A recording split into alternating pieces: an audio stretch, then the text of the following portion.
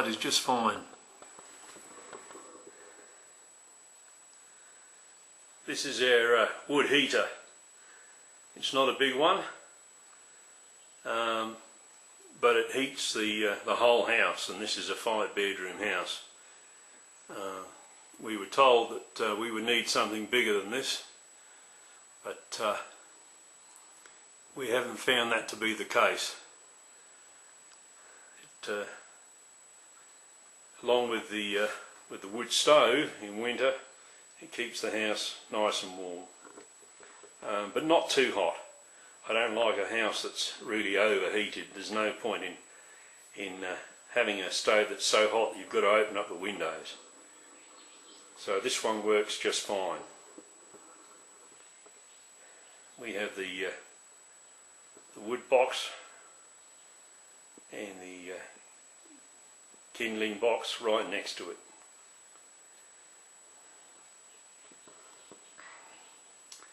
And of course, if we get a lot of wet wood, we can dry it out in front of this heater as well. Also used for drying clothes in prolonged wet weather. We have an inside clothes rack which we can put in front of this.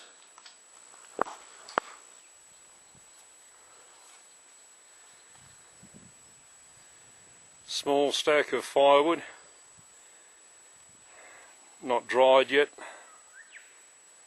This will probably be taken in slowly over summer and split, or we may leave it here until winter.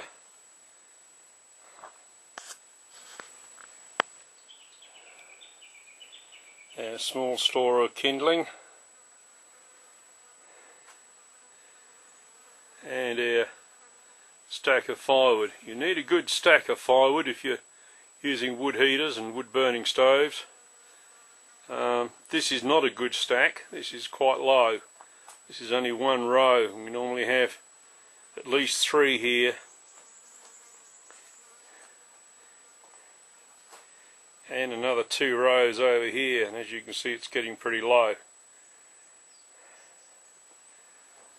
So we need to work on that through the summer and get it up. Summer, of course, we're not using quite so much wood because we don't need the heater going. So this is a good time to catch up on the wood supply.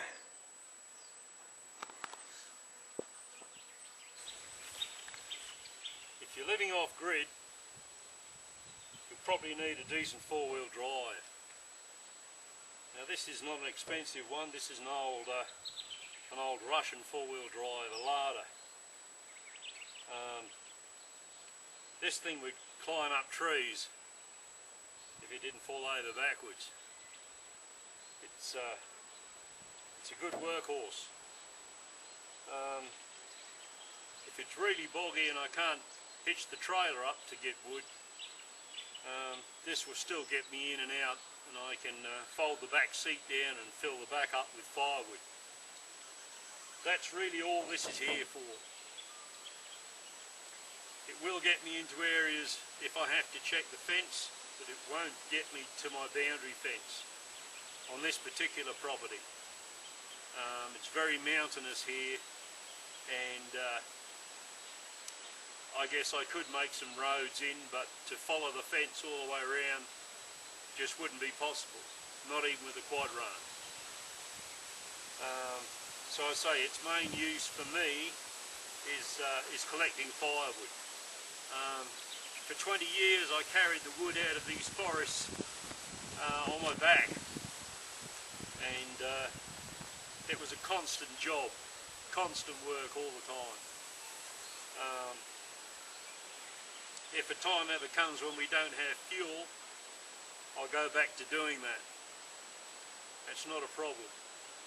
But right now I'm supplying myself and my 3 sons' families with firewood. So I really need to be able to get a lot of it in all at one time. And this 4-wheel drive does that for me. So it's something for you to consider if you're living off the grid or in fact just living out of town if you're relying on wood for heating or cooking. This is our mulcher. The mulcher is not a bad idea if you're living out of town and you're growing your own food. You have to keep that fire break trimmed down, and rather than waste it, I feed everything, all the young saplings coming up on the fire break, I feed through the mulcher, which then goes either as mulch on the garden or into the compost. So they're well worth having. Of course, if a time ever comes when we don't have access to fuel anymore, this won't be of any use to us. But meantime, it's very handy. Same thing can be said for a lawnmower. We have a couple of these. We also have a ride-on mower. You know, it's again great for cutting the grass. As I say, when we run out of fuel, it'll have to be done the old way with a scythe. But right now, it's a lot easier and quicker for us to use the lawnmower to cut the grass, and again the grass goes into the compost. So there is a purpose for it other than just keeping the grass down. But keeping the grass down out bush is important, because come snake season, you don't want the snakes in your garden particularly, and if they are there, then you certainly want to be able to see them. If you're using wood burning stoves and heaters, then you need a decent chainsaw. I was surprised at how well the small ones actually work, but personally I prefer something that's a little bit bigger. This is a probably middle of the road chainsaw. This one's a Husqvarna. I've had this one for about 25 years, a little bit over, and it's losing compression a bit now, and it will need replacing soon. But that's not a bad life it's had. When you're cutting a lot of timber, the chainsaw is really the only way to go. I do have the means of cutting timber other than the chainsaw. I have various axes. I have block splitters for splitting the logs, and as I say, I have felling axes for cutting the wood down. When I was a kid, that was my job, to go and fell the trees and cut them up into logs and drag them home, where my father and I would cut them into fire logs with a cross-cut saw. No chainsaws in those days, or at least we didn't have one. So it can be done without it. In fact, I actually have a cross-cut saw here, as you can see hanging up.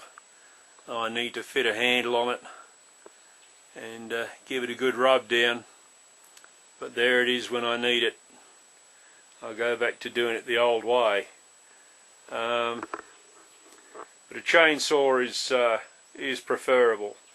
Make sure you get the gear that goes with it. You need safety gloves, leather gloves, gauntlet style preferred.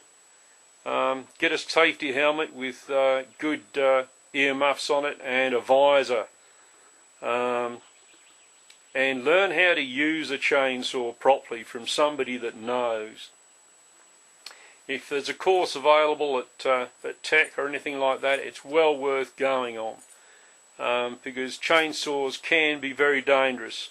Don't just buy one and for the first time and start using it without knowing the dangers involved in using one. And I'm not just talking about felling trees, I'm actually talking about bucking trees and cutting wood in general. A chainsaw, if the chain actually gets caught and doesn't want to cut, it will throw itself back up at you. Okay, so you need to work to one side, so if it does that, it goes over your shoulder and not straight up into your face. That's just a tip, but as like I say, I suggest you get some professional guidance on how to use a chainsaw before you start using it.